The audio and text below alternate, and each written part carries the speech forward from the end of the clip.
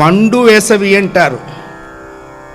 అలాంటి మండు వేసవి కాలంలో ఒక జొన్న చేను మంచె ఉన్నది.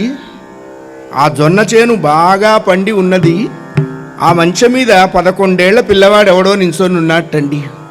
ఎలా ఉంది ఆ పిల్లవాడి శరీరము అంటే, లేత తమలపాకు తొడిమ ఏ రంగులో ఉంటుందో ఆ రంగులో ఉంది వాడి శరీరం. బాగా వేడిగా ఉంది.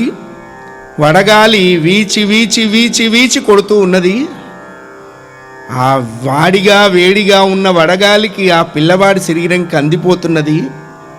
వడగాలి చెవిలోకి దూరకుండా వాడు ఒక ఉత్తరీయాన్ని చెవులకి అడ్డం కట్టుకొని, చేతిలో ఒడిసెల రాళ్ళు అని ఉండేవి. పొలం చేసే వాళ్ళకి తెలుస్తుంది. పొలం బాగా పండినప్పుడు పక్షులు ఆ పంటని నాశనం చేయకుండా చేతిలో ఒక రాళ్ళు పెట్టుకొని నా తిప్పుతూ ఉంటారు. దాన్ని ఒడిసెల రాయి అంటారు. ఆ శబ్దానికి పక్షులు ఎగిరిపోతాయి. ఈ 11 ఏళ్ల పిల్లవాడు ఆ మంచం మీద నించొని ఒడిసెలు విసురుతూ ఉన్నాడు. ఊరికే ఉన్నాడా?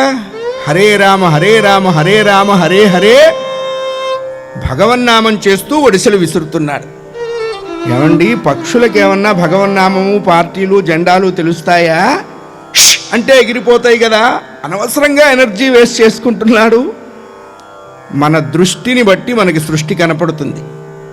లోపం ఎక్కడుంటుంది అంటే దృష్టిలో ఉంటుంది, సృష్టిలో ఉండదు. విజన్ మారితే సృష్టి తెలుస్తుంది.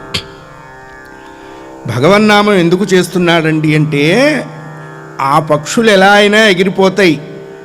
లోపల ఉన్న చిలక ఎప్పుడు ఎగిరిపోతుందో తెలియదు కాబట్టి, నిత్యం సన్నిహితో మృత్యు, శరీరం ఎప్పుడు పడిపోతుందో తెలియదురా నాయనా.